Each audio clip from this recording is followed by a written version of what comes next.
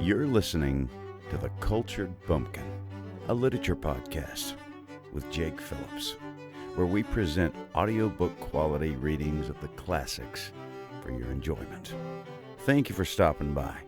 And remember, just because you're a bumpkin doesn't mean you can't be cultured. Hello and welcome to The Cultured Bumpkin. On today's episode, we're going to read a William Blake poem. Now, William Blake was one of the first poets that I ever remember listening to. And I listened to, my dad read The Lamb.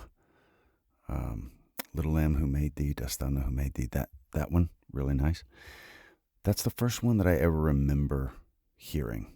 Like hearing words rhyme together and all that. And so anyway, I like William Blake. And this one is called The Sick Rose. And before we go any further, if you want to hear full length, like Pride and Prejudice in Southern, check out my YouTube. And if you want to go hear it without any ads, you can check out my Patreon. Links in the description. $3 a month, and you can listen to everything I post on there and don't have to wade through the ads that pop up on YouTube.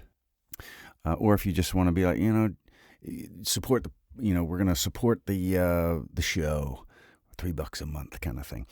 Go to my Patreon. But you don't have to. You can support the show just by listening, watching it on YouTube, that kind of thing.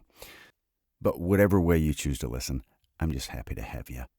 And now let's read The Sick Rose by William Blake. O rose, thou art sick, the invisible worm that flies in the night, in the howling storm, has found out thy bed of crimson joy, and his dark secret love does thy life destroy. William Blake, The Sick Rose. Hope you enjoyed that. Thank you very much for listening. You've been listening to The Cultured Bumpkin, a literature podcast with Jake Phillips. Thank you very much for listening. I really do appreciate it.